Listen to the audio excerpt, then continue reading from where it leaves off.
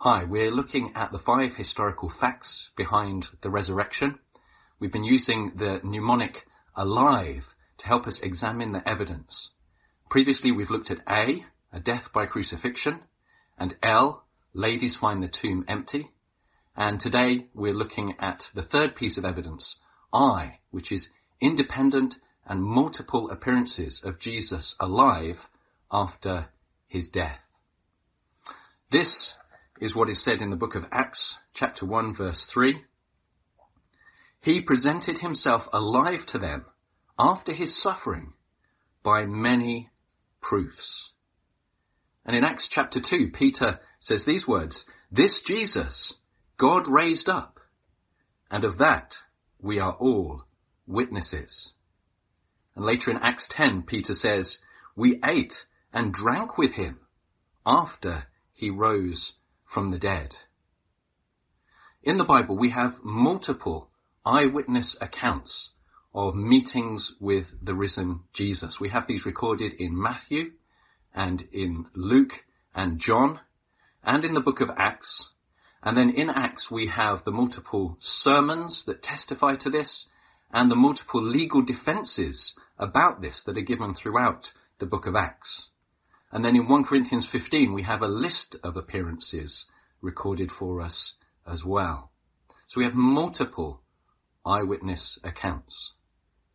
Now, sometimes you hear in the tabloids that Elvis has been spotted eating a bag of chips in Scunthorpe. What would it take you to believe that Elvis was alive?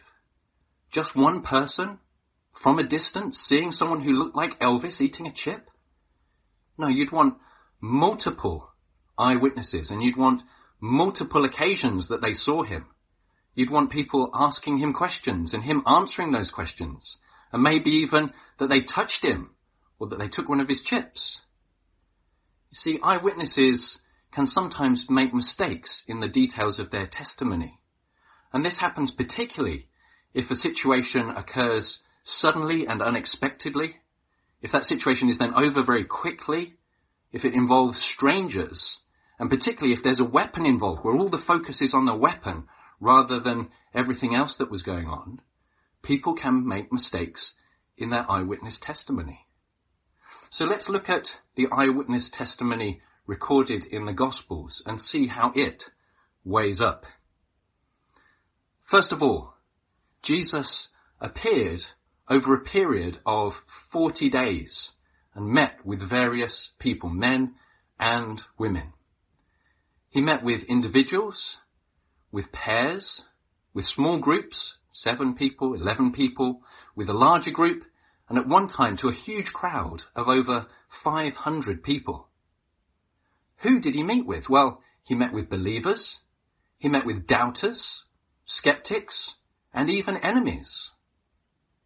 When did he meet with these people? Well, at dawn, at breakfast time, in the morning, during the daytime, in the afternoon, and in the evening. He was seen indoors, he was seen out of doors, he was seen travelling from indoors to outdoors and outdoors to indoors. He was seen standing with people. He was seen sitting with people. He was walking with people. He joined a walk. He led people on a walk. People met him in Jerusalem and in Galilee, in a city, on a 7-mile walk between 2 towns, in the countryside, in the hillside, and on the shore beside a lake. He spoke with people. He addressed them by name. He calmed them. He comforted them. He challenged them. He discussed things with them. He gave them instructions. He asked questions. He answered people's questions. He explained things to them, and he challenged their belief system. He unpacks and explains things to people that they hadn't understood before. He has prolonged sessions of Bible teaching where he teaches them things that they hadn't known from the Old Testament and from his own previous ministry. He takes food and he eats it in the presence of eyewitnesses. He breaks bread and gives it to people. He cooks some fish on a barbecue and calls people to join him for breakfast and shares his food with them and eats with them. He is embraced, and he shows people his wounds and invites them to touch those wounds. So in Luke chapter 24, verse 39, he says, "See my hands and my feet, that it is I myself. Touch me and see. For a spirit does not have flesh and bones, as you see that I have." And then, of course, there's that situation, quite a famous story, with Thomas. And Thomas says, "Unless I see in his hands the mark of the nails, and place my fingers into the marks of the nails, and place my hand into his side, I will never believe." And Jesus then meets with Thomas and says to him, "Put your fingers here and see my hands, and put out your hand and place it in my side. Do not disbelieve, but believe." Thomas bows down and says, "My Lord and my God." So, was this a ghost? Or what would happen if you tried to hand a ghost a piece of food? It would just drop on the floor, wouldn't it?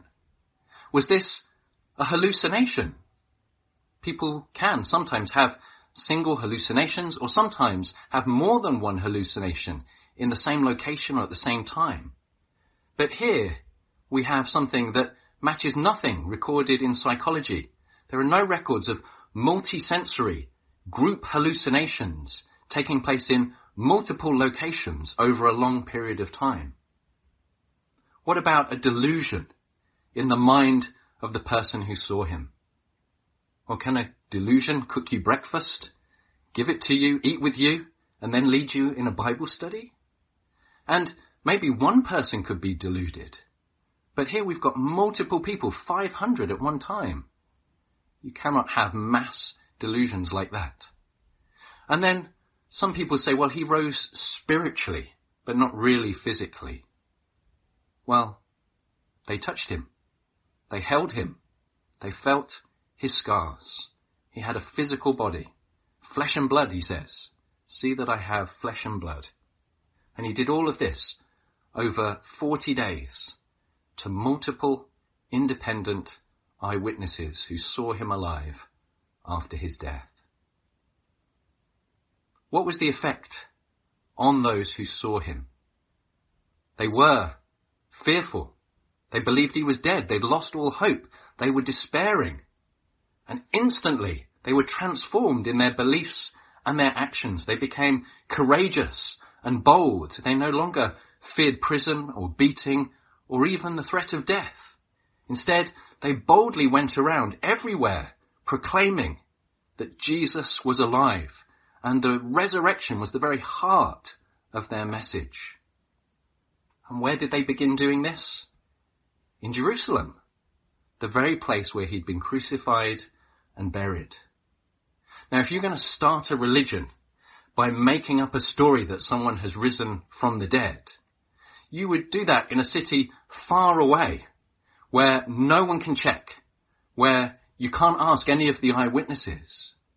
You wouldn't do it in the very town in which the man was buried. But that's exactly what happened with the birth of Christianity. And on the first day of Christianity, 3,000 people were converted. And so this is our third piece of evidence.